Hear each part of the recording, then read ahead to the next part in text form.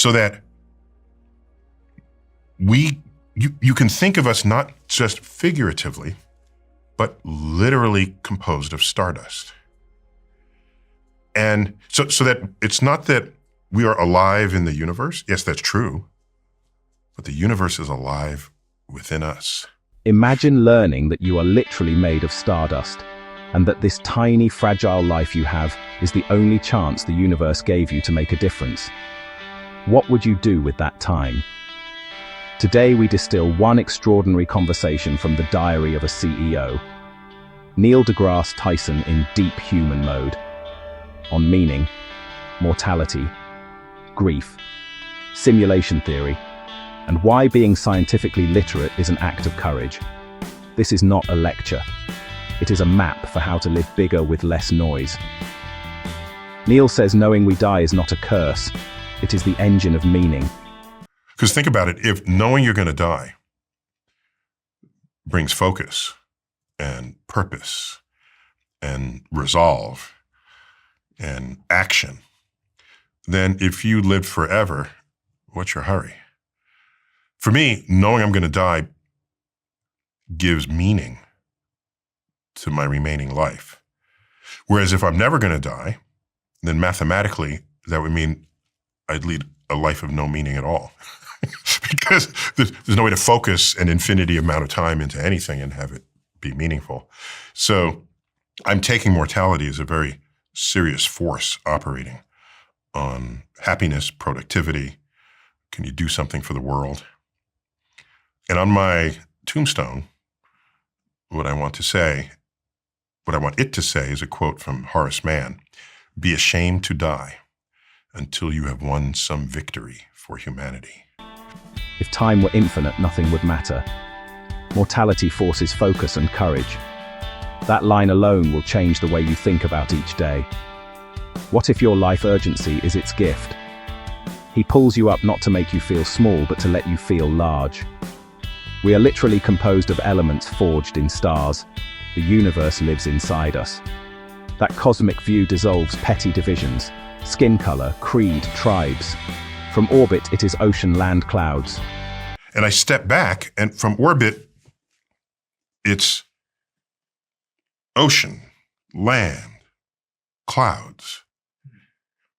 From the moon, there's Earth suspended there in space.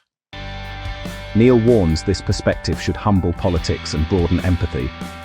You will hear him say something that could stop any argument in its tracks. If an argument lasts more than 5 minutes, both sides are probably wrong. Neil explains his relationship with religion. Raised Catholic, fascinated by the planetarium by 9, then curious rather than dismissive. He read scriptures from many traditions, not to debunk but to understand.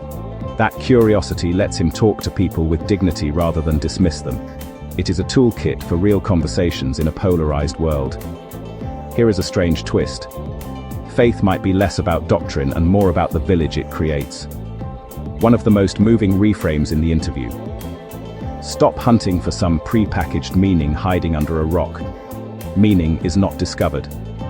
It is manufactured by the small acts we choose each day. Learning, easing another pain. Turning knowledge into wisdom. Neil motto: be ashamed to die until you have won some victory for humanity. That line anchors the episode. What if your tombstone could be an instruction manual?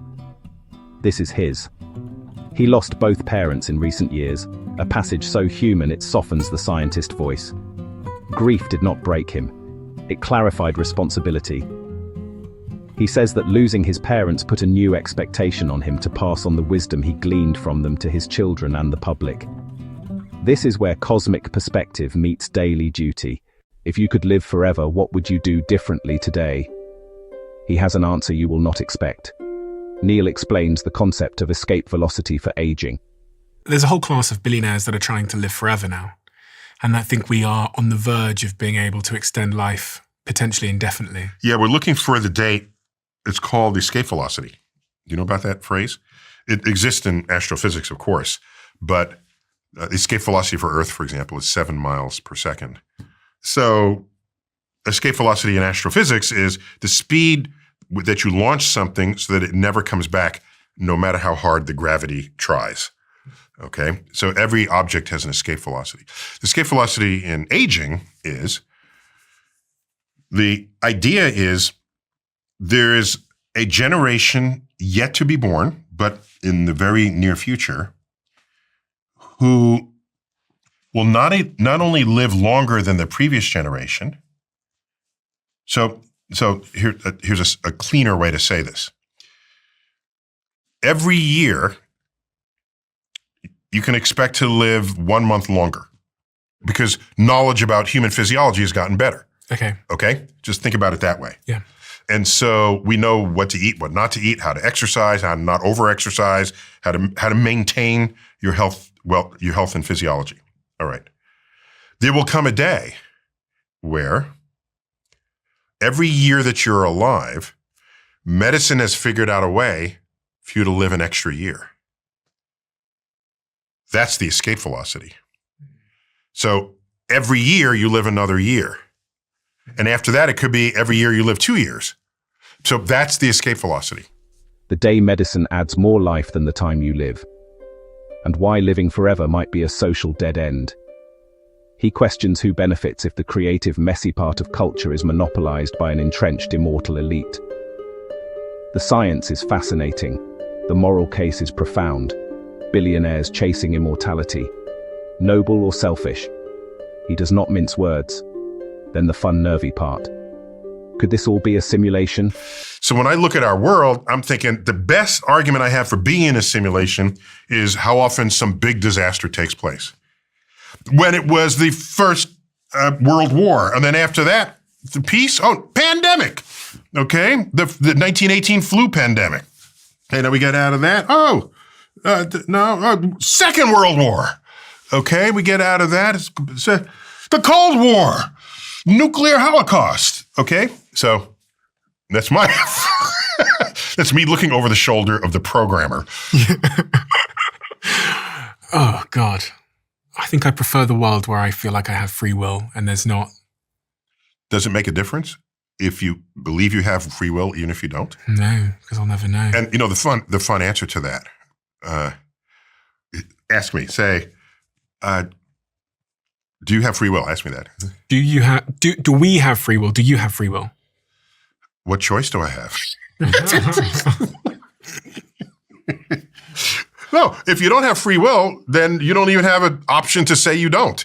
So you just live life. Just live your life so that the world is better off for you having lived in it. Neil is curious, not terrified. He frames the odds, then offers an escape hatch. Since we cannot yet build perfect simulations, maybe we are the real one, or maybe we are not. But it does not change the invitation. Live as if your choices matter. If you cannot prove free, will act like the world will be better because you lived in it. Whether simulated or not, his question to you is simple and unforgiving. Across the episode, one ethic repeats. Knowledge is only useful when it becomes wisdom. Wisdom is only meaningful when it improves other people's lives. He challenges scientists, leaders, and citizens to shape policy with rationality. Because shaping society by what you want to be true is a recipe for collapse. This is a call to moral courage. Use evidence, not tribal narratives. If this short is helping you see your life with new clarity, hit like. It tells us to make more videos like this. And if you want the whole conversation, watch the full Diary of a CEO episode. Link in the comments. Now the advice he gives every curious person under 67. When asked what he would tell his younger self, Neil refuses the tip list. Why? Because lived experience is the teacher. The best lessons come from stumbling and learning, not from someone handing you a cheat code. Learn daily, notice the world, and do not repeat mistakes. Those are the building blocks of a life worth living. 2 sentences to remember: make meaning, and translate knowledge into wisdom. So what should you do after this video? Step outside, look up, call someone you love. Learn one thing today you did not know yesterday. Take one tiny action that diminishes someone's suffering. If you do that consistently, you will have won victories for humanity, and your life will be luminous even if small. This is the transformation arc Neil models: curiosity, humility, action. If this landed with you, subscribe for thoughtful cinematic breakdowns of big conversations. We turn long talks into short, actionable maps. And seriously, go watch the full Neil deGrasse Tyson episode on the Diary of a CEO to feel the full heartbeat of this conversation. Thank you to the Diary of a CEO and Steven Bartlett for the conversation that birthed this short. Deep credit to them. Watch the full episode on Steven official channel for the complete story.